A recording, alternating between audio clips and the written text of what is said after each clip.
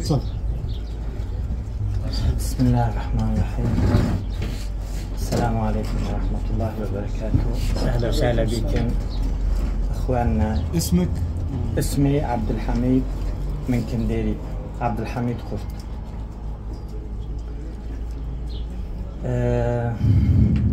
بنهاية مرة تكسروا شوية معي هيجان.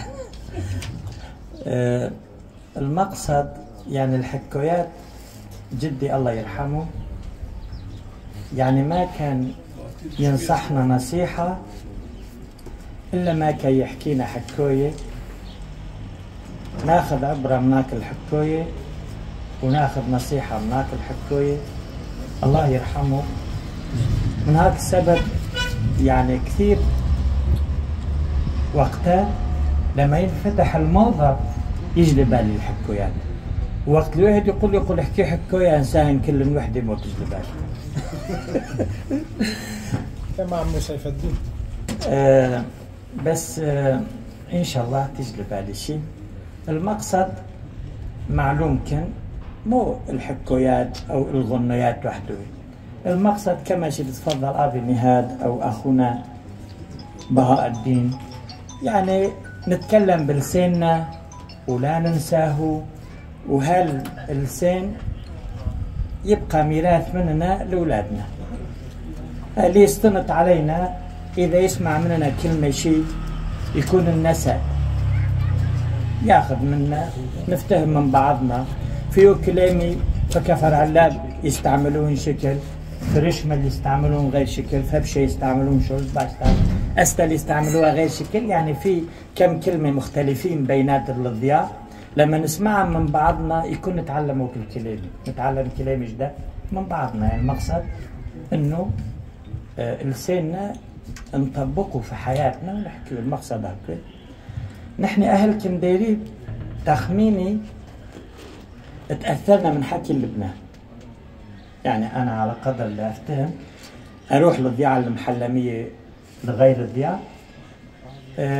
اللسان المحلمي شوية تأثر من السرياني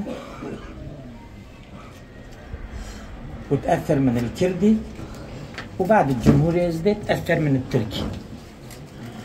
اليوم فيه كلامي كثير مني أصلا عربي نستعملن كأنه عربي. كنديري قصتها لأيش يعني انه تأثرنا من وقت صار حرب في بيروت. يعني في 170 صارت اهل كنديري من هوك الهرب ومن حرب بيروت جو للضياع. يجي لبالي كنا في المدرسة الأولى الكوكب بالتركي نقول، ما كان نروح في المدرسة، كان في 3 صنوف وصار الأولاد كثير، سووا 3 دورات من الصبح للساعة 10، ومن 10 للساعة 2، ومن الساعة 2 للساعة 3 دورات. ما في هيك شيء في تركيا. أول نقلي أول مرة يجي لبالي هيك شيء، يعني غير موضوع أنا ما سمعت.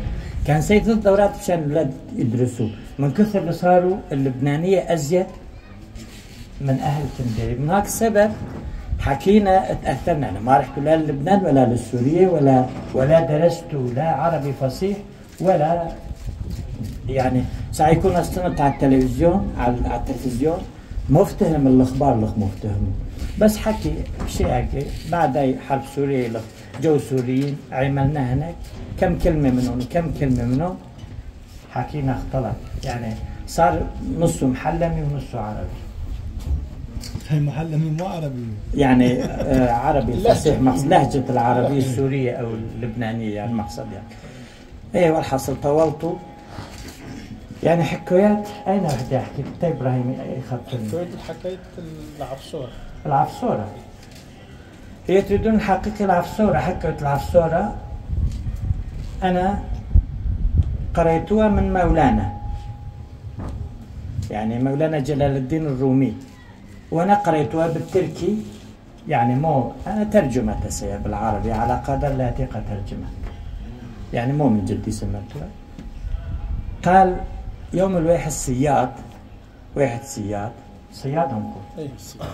صياد مسك عفصورة بيتية،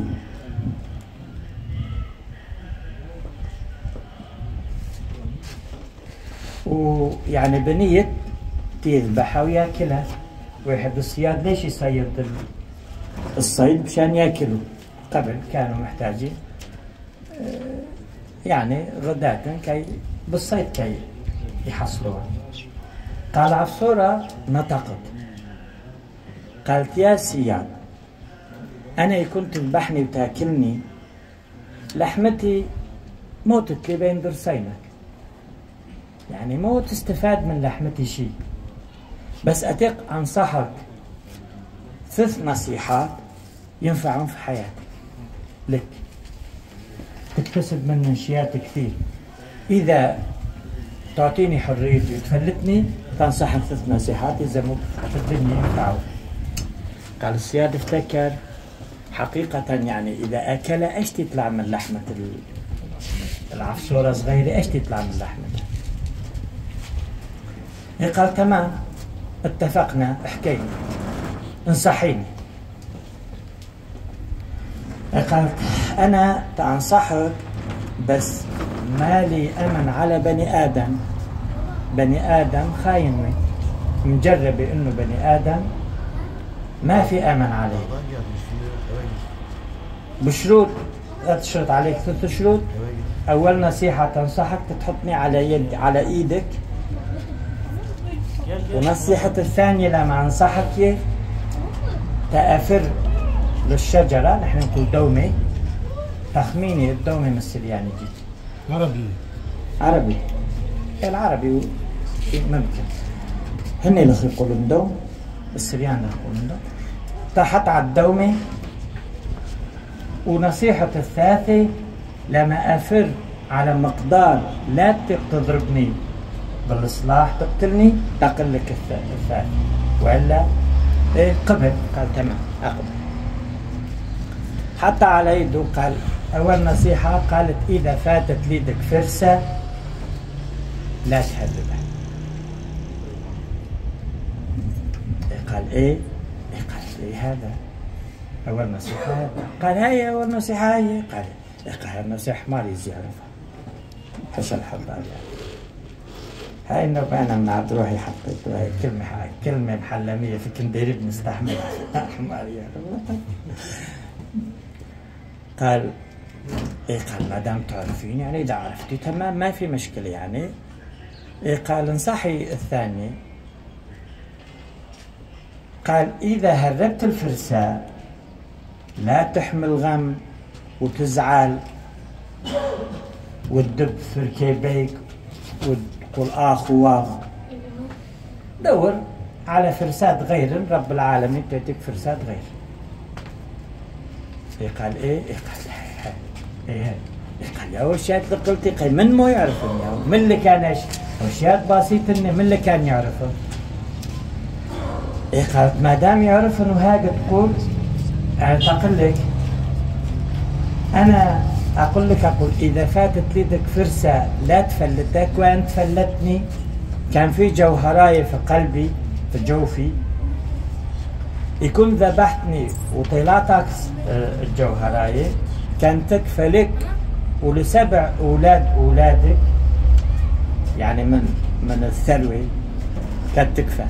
أما أنت اقتنعت بأنه قلت لك يعني فلتني وهيك واقتنعت وفلتني هربت الفرسة.